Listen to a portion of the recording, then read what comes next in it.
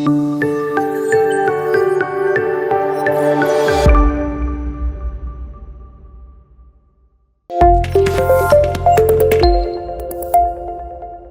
and a very warm welcome to Bharata First. You're watching Big Picture with Frank Rausan Pereira. Since you're here, I would like to thank you for your continued support. For those of you who haven't already subscribed, please subscribe, hit the bell icon and then all notifications. Also follow us on social media for all the latest updates that you can possibly get, and you can also subscribe to our weekly newsletter to get incisive content. The Bharata First team is also running a daily quiz. The winner will get to interview me in the hot seat. Details are in the description. There is also a contribution link for those who would like to contribute. Do continue to show your love and support. I need it now more so than ever. Well, Naxal Insurgency has reared its ugly head once again. 22 jawans were killed by Maoists in one of the deadliest attacks in recent times on Saturday. This is not a new issue. It has been a problem for several decades now, and successive governments have not been able to come up with any kind of a solution. In the last decade alone, over 175 jawans have lost their lives in this Maoist hotbed, besides several other civilians. In this edition of Big Picture, we will analyze how to tackle Naxal insurgency.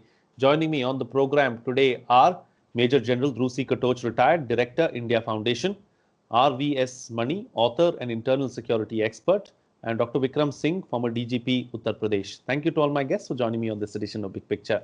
Dr. Singh, I'd like to start the program with you first. I mean, really heart-wrenching news coming out of Chhattisgarh, where over 20 of our soldiers have lost their lives, of our warriors have lost their lives, and this is something that has been happening for a while now. Your first thoughts on the entire situation, especially in Chhattisgarh, in this Maoist hotbed, and also the incident where we lost over 20 of our brave hearts. Frank, I am with the nation when I mourn the death of our brave hearts, and I strongly condemn the action taken by the Naxalites and also condemn the local support given to them. But I would also like to add that there have been 4 incidents in the recent past. One that happened last year in which 17 jawans were killed. One that happened in which the BJP MLA was killed and 4 policemen were killed. This happened on 8th of April 2019. Then 4 CRPF personnel were killed on 27th of October. There are lessons drawn, as General Katoch will tell us, there are lessons drawn after every engagement. I need to say that we need to upscale and upgrade our skills of fieldcraft, tactics, and technology. The Naxals were using rocket launchers, booby traps, landmines, and automatic weapons. Do we realize that the Naxals have a think tank? They have a research and development organization that goes by the name of TRAM, Technical Research and Arms Manufacturing Unit. Please go back in history. In the year 2012, you had Chota Kumar Swami Tech Madhu. He is an engineering graduate who outsourced the manufacture and planning of making rocket launchers and sophisticated weapons, used his knowledge of engineering and reverse engineering to manufacture these weapons. We would know.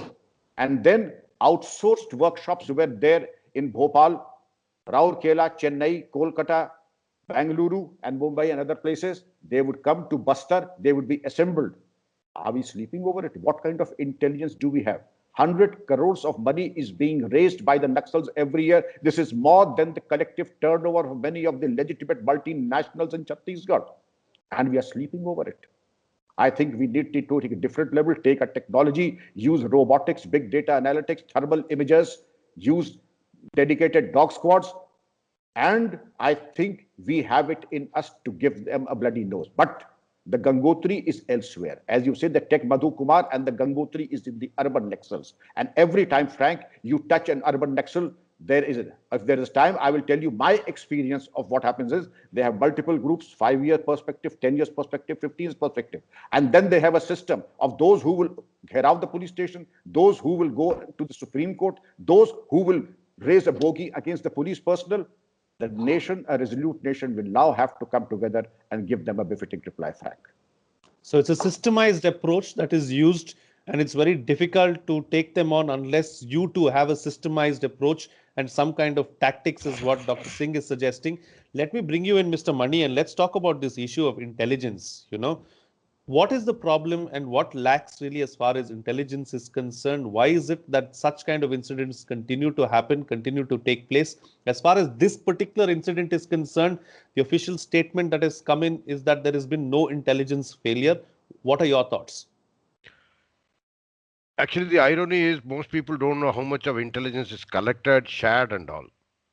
But as Mr.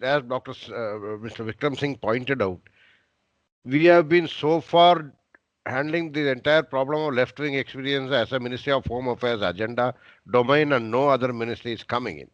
Say, for example, there's so much of technology under tram and all are coming in, and do we have to counter that? I believe that there should have been a cross-section of ministries involved in it, whether it is the IT, whether it is the revenue, but they are all, I think that it is not my problem, it is not my agenda, it is for MHA to handle it. The CERT of the IT ministry also is supposed to be triggered in, the electronic groups have to be triggered in, the GST, which is now a system. If the manufacturing is taking place, somebody somewhere must be taking a GST payback credit. All these things have to be brought together, and the SKD kits are the finished product. I think it has to be a holistic approach. That is, the central government should not be, the other ministries, other secretaries should not say it is not my problem, it is somebody's guest and let him attend to it. It is not that. That is number one. Number two, about the entire thing is, that is, the entire thing is about different. See, at present, we still have this, we are treating it as a law and order problem. It is no more a law and order problem. It is a war against the state. Let us please appreciate that this is a war against the state. The urban Naxals who are working on the ground, overground in the cities, who are approaching the courts, who are managing whether it is a professor or a journalist or a doctor or whomsoever it is. But the question is the lobby with the network which they are able to pump in, approaching the court, approaching the Garrow of police station, or denigrating the police force per se. All these things, there is a systematic approach, no doubt about it. We need to counter it on a similar scale, whether through PSYOPs, whether through transparency. So many other factors have to be quoted in. Now the entire counter operation should be escalated, including, I would say, a special bringing this Naxalism and terrorism under a union list. I have been saying this, number one. Number two, escalating the status of CRPF. Like, for example, in a terror attack, you have a NIA Act passed to investigate the matter. Now you take it back few steps to prevent. The CRPF, based on intelligence, should be empowered. There should be enabled provisions in the law to go and start the preventive action instead of waiting for the attacks to happen and then move in as a law and order problem and later on take over, or even the preventive here, whatever has happened. But more importantly, the CRPF, there should be a proper amendment and a proper constitutional revisiting to bring this, and again to bring this. Thereafter, you make not exactly CRP, you may raise a new force, whatever it is, but it needs to be addressed immediately. That is what, because you can't be, see, army has a specific role of guarding the borders. You cannot be simply spilling the army and deploying them all over the place. They have their own straight resources. They are working in the Galwan, they are working in several borders. So the normal recourse is that chalo army laga do. As this is not the way. You have to write an internal security force within the country, and that should be allowed to be used wherever there is a strong, actionable, irrevocable intelligence input. That is what I wanted to say. Absolutely. I think there are some valid points that you put forward. Let me just build on that and take it forward with you, General Katoch. In a sense, then, can we say that the Kashmir model, which seems to have worked over the last 2 years, from 2019 to 2021 now, can also be applied and must be applied a similar kind of model, say, for a place like Chhattisgarh, where we've seen this being a hotbed of Naxalism or insurgency? Yes, Frank. I think if you apply a model, something the way the grid system has worked in Kashmir, we need to apply a grid system like that in districts of Chhattisgarh which are afflicted with Maoist terror. Now, what does this really mean when we are talking about a grid system? The essence of a grid system is command and control, and there is a centralized command and control. So here what we have is we have a battalion which, say a Rashtra Rifle battalion, which is looking after a particular area, say about 30 to 50 or 100 square kilometers, right? And then we have got another battalion which looks after a similar area, then you keep gridding it. And over every 3 to 4 such areas, there is a brigade commander, and then there is a division commander, like we have the Romeo force and the Victor force. Now, the responsibility and the accountability are both fixed. Now, unfortunately, what we see in our Naxal areas, I feel the biggest weakness is the command and control structure. Because how the troops are employed actually is, let me give you an example of a CRPF battalion. Now, this battalion may actually be located, say, somewhere in the northeast, and it has shed one company to be deployed in the Naxal belt. So now this one company is an isolated company, and you multiply that by 100. So we are looking at 100 companies like this, you see, where all the commanding officers are at different locations. Now we need to change that model. We need to have models where the CRPF battalion functions as a battalion. And you group in 3 to 4 battalions and put in a DIG of police on top of them. And then you group in 3 to 4 of them on the army model, and you put in an IG police. Now you have this force operating under one command. Can we do it? Well, that is where the million-dollar question lies, because constitutionally law and order is a state subject. Very rightly said by my colleagues, get it onto the concurrent list. Okay, we've been talking about this for 20 years. I hope we don't keep talking about it for the next decade or so. Now, this is one point. But actually, the central point is, even Shri Vikramjit Singh, he referred to that point. What is really the problem on the operational front? I talk about 3 things. We are looking at the training part of it, the leadership, the equipment, and the organization. Organization I've already spoken about a little. So let me talk a little bit about the other 3. Ultimately, it is the leadership. Now, in this particular case, Frank, I was very upset last night when I heard this news. It hurts every professional when we see casualties of this nature. And to make matters worse, we could not evacuate our casualties. The Maoists take away anybody they have taken. They kill our people. They take their shoes and weapons, and we are not able to evacuate them. There is a problem in leadership. I think we need to rectify that at the earliest. Number 2, on the training front, in the Kanker Academy, the training is carried out very well, but a large number of those personnel who have been trained there by Brigadier Panwar, who is the commandant, they go on VIP security duties, etc., etc. And the remainder which are there, they are not employed as a cohesive. Now, I may be an exceptionally bright, well-trained commando. As an individual, I cannot function, but you put 30 of us together, we are an impossible force to beat. This is something which, that the synergy effect, I think, is something which needs to be understood. Third is the equipment profile. I think we need to improve the communication infrastructure so that all the various groups are in constant touch with each other. And one more point on this communication and reconnaissance is, I feel it is very important for them to keep the area under observation. Now, we have got our troops operating there. Now, leave aside the intelligence. If I am the commander there, it is my area.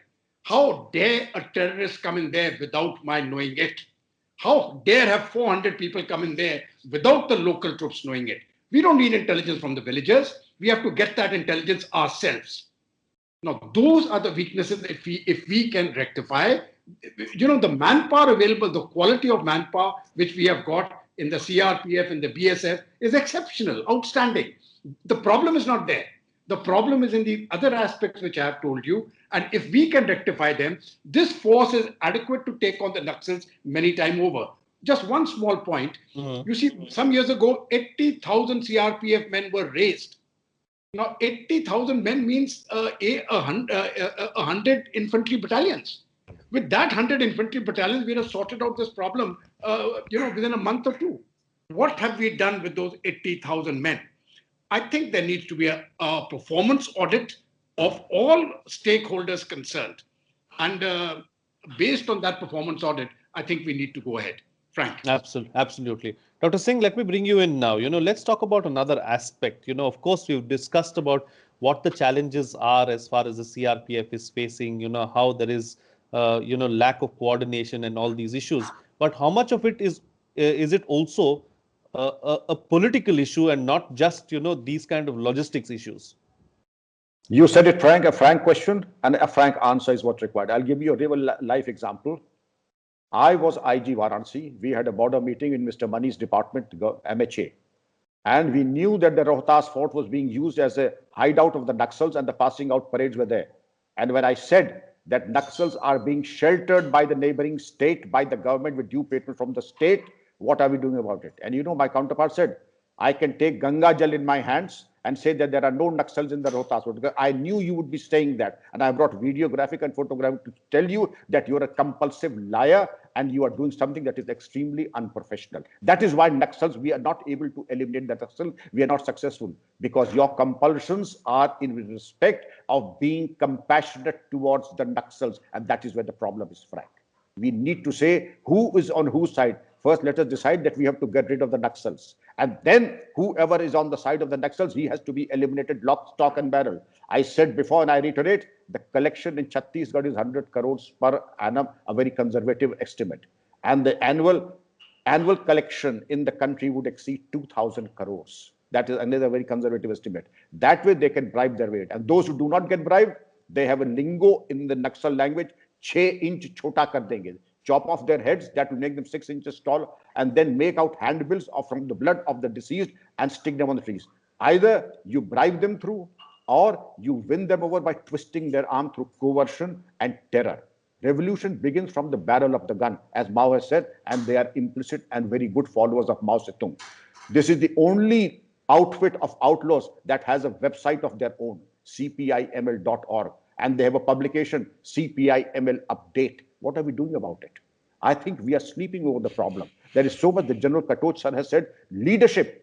In such a situation, I would have been very happy if the special director of the paramilitary force was to camp there. Or if nothing else, the ADG should have camped there. It is not something so insignificant that a deputy commandant or a commandant level officer should lead the force under these demanding circumstances. Therefore, there are practical problems. There are issues that have to be addressed. There are issues that we have to bring out back from the carpet and address them and look to them heads on, because sweeping them underneath the carpet has not served the purpose till now.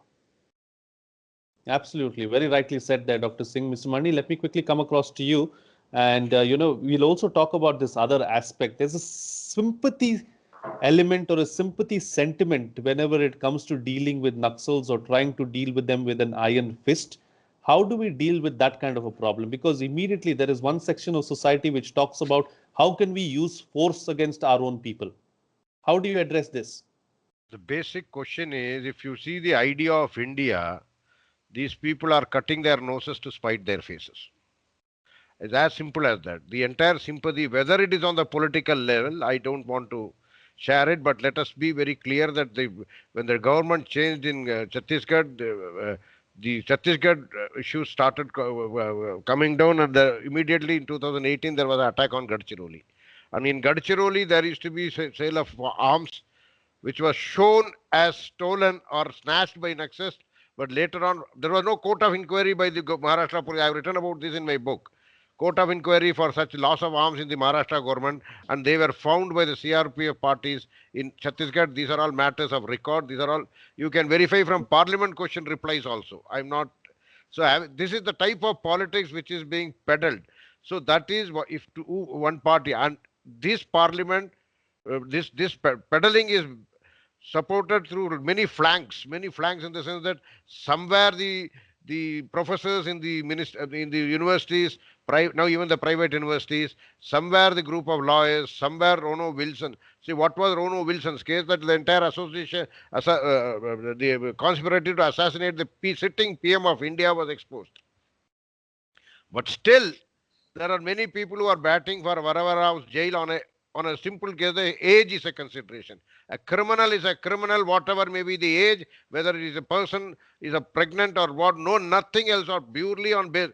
the judiciary has also to be taken into attack. I have no comments to make on the judicial decisions, but these type of peddling, whether, see, before, in the case of that Bharadwaj, Sudha Bharadwaj and others, it was Mr. Adlakar, Gautam Navlakar, whomsoever it was somebody who, somebody, the accused never used, approached the Supreme Court for a bail. It was a third party application. These type of things happen, this type of huge lobbying happens. The press also has not been covering itself with glory. There is a section of media, we call it Lutyens media, you call it whatever it is, they have also not been covering themselves with glory. So it is a sort of a multi-pronged attack on the central government to, so that they come under severe pressure. AFPS say, even in several cases, there was still a lot of ringing, but now that has stopped in the Kashmir model. But Northeast also, there were a lot of issues. So these people, where do they get the funds from? So Mr. Singh must have said about 2,000 crores. In 2015, in a chat with an officer dealing with Naxal, anti-Naxal operations, he had said, sir, I am making a very informal chat I had with that gentleman. He said the total amount spent at that time was around 11,000 crores. I don't know whether, because if this type of a tram and this type of a rocket launchers and this type of a technology, high-tech items and the recruitment also of best technologists into the system, it requires that type of a budget. So 2,000 crores may not be adequate for this type of equipment, and we need to invest on police modernization, including the police procurement should be brought at level with defense procurement, because it is a lot of delay in police procurement, so that the reinforcements certain times are outdated by the time it reaches the force, and the reinforcements have also to be not only just in time, it should also be paced up. There is a lot of delay in police procurement, and generally it's a centralized procurement from the Ministry of Home Affairs, and this tender system and the 3-bid system and pre-bid system and all sorts of things, it takes a lot of time. So a proper committee of experts, bring them in, expedite the police procurement, equip our jawans, equip our forces. That will be a much better solution. That's what, these are all certain basket, there are parts in the basket which needs to be addressed immediately, including a reforming of the police procurement system. That's also a very vital part. Points taken. Let me quickly go across to Dr. Singh once again, because he's got some other assignment now and has to be elsewhere. So very quickly, before I let you go, Dr. Singh, best way forward in dealing with this situation, how do we go forward? Is to have a specific workable roadmap and an action plan that is comprehensive and incorporates all aspects of fieldcraft tactics, upgradation of technology, and dealing with the fifth columnists. And to put our best foot forward as far as judicial cases are concerned, and those industries, I don't blame them. How they are giving protection money, that has to be choked. Getting people support is another. Mr. Mani very rightly mentioned, it is no longer a law and order problem. It is a social problem. It is a problem that has to be tackled at multiple levels. The people in this war have to be on our side, and it's perfectly doable. In Uttar Pradesh, we had 3 districts, Sonabhat, Chandauli, Mirzapur. They were as bad as Chhattisgarh is today, but we got them back through people support and concerted police action, technology, giving them jobs, and bringing and restoring the confidence of the people and the police credibility. It has to be changing on a day-to-day basis, and a comprehensive action plan is the only answer. With your permission, gentlemen and Frank, I would leave, as much as I would like to stay on for this wonderful discussion, but the compulsions are that I have to leave. Thank you very much. Thank you so much for your time, Dr. Singh. Thank you for joining us on Big Picture and sharing your valuable inputs and your valuable thoughts on the program. Thank you. Let me now take the discussion forward with the other panelists here. General, let's talk about this other aspect of the funding. Where is it that this funding comes from? How do we choke the funding? How do we ensure we go to the root of the problem and nip it there, so that it doesn't rear its ugly head like it has now? You see, Frank, there are a whole lot of industries operating in that area, small industries, bigger industries, et al. And each of them has to pay a hafta. There is a cut system there. And if they don't pay that cut, as Vikramji said, they will reduce his height by 6 inches, which means they'll cut off his head. Now, there is that element of fear. It is coercion. Also, on small little things like Tendu leaves, a little bit of a tax. It's not a very heavy tax. But the point is, everybody pays a little bit. And when you take in the little bit over a period of time, it becomes a huge amount. I was led to believe in certain areas, especially in Jharkhand, that even some of the government organizations have to pay. they are under coercion and even they pay. It is not verified, so this could just be a statement in the air. I don't know. But the point is people pay and these funds need to be choked. Now, I think the more important funds which need to be choked, this is what they're really getting from the ground. But there are other sources also from where funds are coming. And this is where the urban Naxal thing comes in. Now, I have written about this many times. When I look at the Naxals, I look at two different sets of people. One is the ground soldier who is fighting. This chap is half naked, half starved. He doesn't have really anything much. He's really fighting for something of his own personal land. He's not fighting for any cause. And then we have the urban Naxal. Now, these urban Naxals, they are the danger. That man with that gun, he's not the danger. The security forces can eliminate him, and at some point of time, we'll get him on our side. The problem is the urban Naxal. And it is this lot which is supported by external agencies. I really won't be surprised to stoke up this problem. You will have the Pakistanis and the Chinese pumping in millions of dollars into this because that is the way you do it. And the Chinese have the money.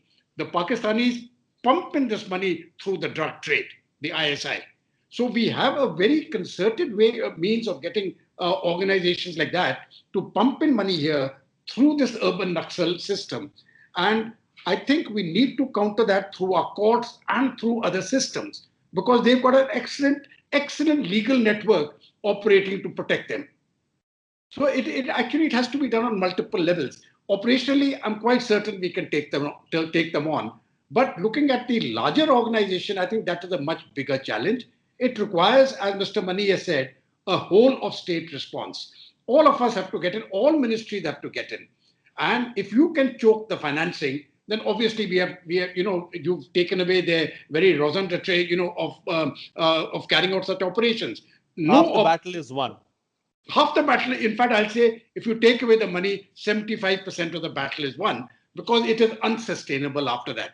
So this, I feel, is a very, very important aspect. We need to get into it very seriously. We need to address the urban Naxal problem and their funding. Look at the funding of the urban Naxals. Where are they getting their funds from? And I think we will be able to move ahead much faster.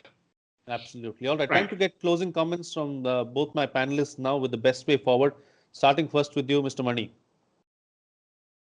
See, now we need to recalibrate, as he said, the entire government of India, all the ministries, whether it is 119 departments or whatever it is, all of them should have a specific focus on countering this, whether it is the information warfare which is happening, whether it is because certain schemes like Kushal India, Kaushal India is not going through, the skill development scheme is not going to, even maybe Swachh Bharat money are being diverted. So this is one thing which needs to be addressed.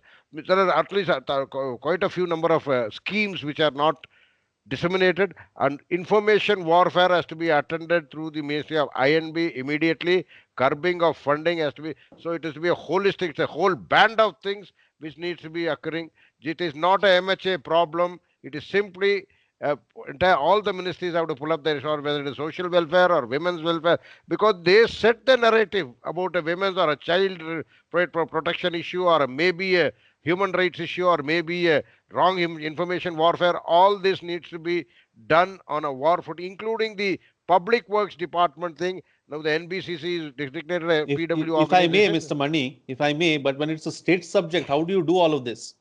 The information warfare can be curbed. Kaushal India skill development is happening. It's a central government scheme.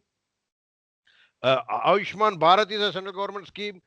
Notwithstanding the fact that these needs to be, the scheme may be recalibrated for disturbed areas. It is well within the means of the government that the beneficiary, the DBT can go directly, like in several other places. The direct benefit tax is occurring in other places of the country. We need to, the financial inclusion has to happen. So it is a huge canvas on which the entire government has to work, and it has to work very, very fast. There is no doubt about it. Otherwise, we are almost facing a warlike situation. That's what. Absolutely. Speed is of essence here, and we need to control this monster sooner rather than later, or else we'll just keep losing innocent lives like this, is what the panelists are suggesting. General, close the show for us with your concluding remarks.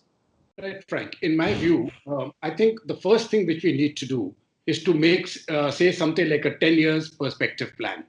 And the aim should be very clear that within these 10 years, we will eliminate this problem.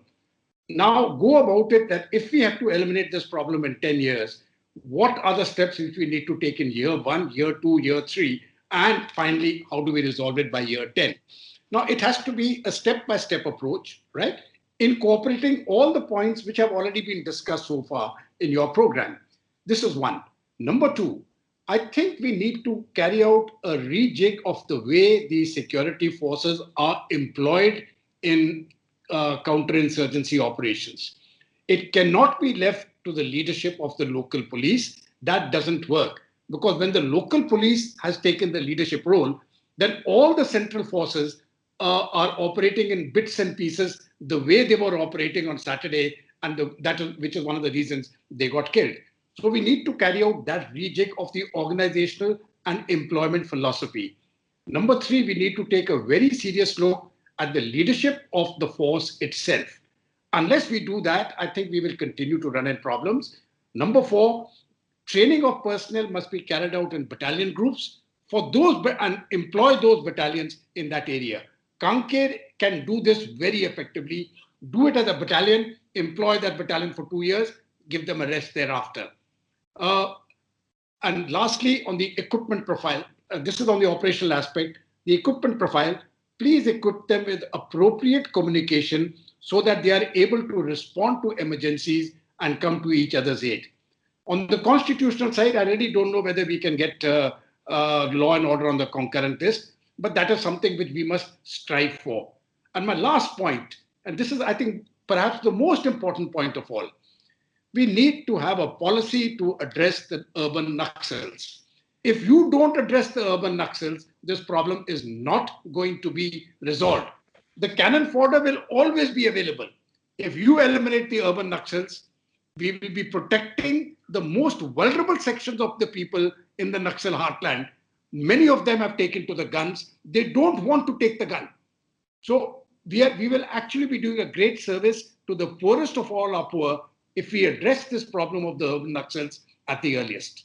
General, since we are here very quickly, yeah, I'll come to you too, Mr. Mani. Do we have the stomach to go after the urban Naxals? That's the real question, because the kind of press that we see internationally, the kind of pressure that we see internationally as well, do we really have the stomach to go after the urban Naxals? I think what is required, this has to be done on two tracks. One is shaping the information environment or perception environment. This is what Dr. Mani mentioned. He spoke of the INB ministry. I think it is much bigger than that. You need to have a separate organization which looks into this, and you shape this environment both within India and across the world. This is one. Number two, do we have the stomach? Well, 370 is history. The Ram Mandir decision has come. This, I think, is the next in line. We have the stomach for it. We have the political will. You have in the center today a political establishment which can execute. I am confident that that it will be done sooner rather than later. Right, Mr. Mani. Indeed, urban policy or Naxal policy, basically what we largely require is a security policy under which the urban Naxal policy, where the information or the legal framework, all the countering the legal assault under the courts, those have to be there, and that we have a good panel of lawyers, everything. Similarly, on the information warfare, as if it needs, the institution needs to be escalated, both at the diplomatic front as well as internally, that also has to go on. But largely, first thing is define a security policy, bring in urban Naxals under the ambit of that, or have a separate policy.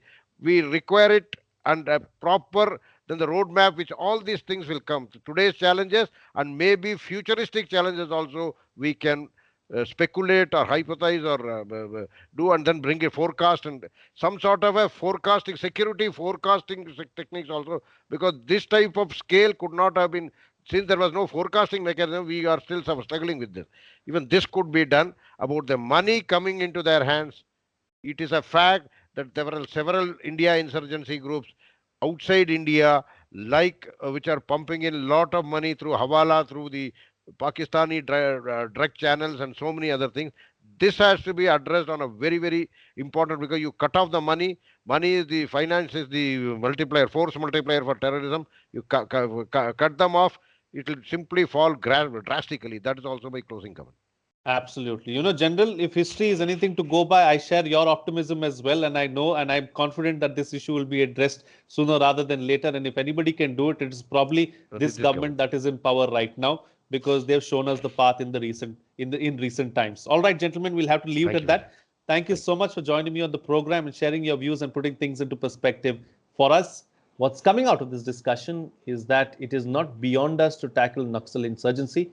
On the operational front, we need better coordination between agencies and ministries and better intelligence gathering and sharing. We need a strong leadership on the ground that can take the right kind of decisions and carry out smart tactics. We also need to upgrade our technology and infrastructure. We have to have a 10-year plan and a time frame to achieve periodic milestones so that we know we are well on track. Most importantly, we need to have the political will without which nothing is going to happen on the ground. Once again, thank you for your continued support. For those of you who haven't already subscribed, please subscribe, hit the bell icon, and then all notifications. Do follow our social media handles for all the latest updates, and you can also subscribe to our weekly newsletter. The Bharata First team is also running a daily quiz. The winner will get to interview me. The details are in the description of the video. We also have a contribution link. Those of you who want to come forward and contribute may please do so by looking at the description below. Do continue to show your love and support. I need it more so now than ever. Please spread the word and see you again next time.